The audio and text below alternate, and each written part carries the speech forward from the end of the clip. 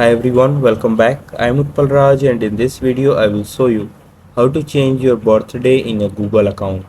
So now your Google account birthday is used across many Google services including YouTube, Google Pay and some other apps. So to update your birthday, just open any Google app such as YouTube, Gmail or Google Maps. After that, click on the profile icon at bottom right corner of the screen and then click on settings icon at top right corner. Now on the settings page, click on switch or manage account and then click on manage your Google account.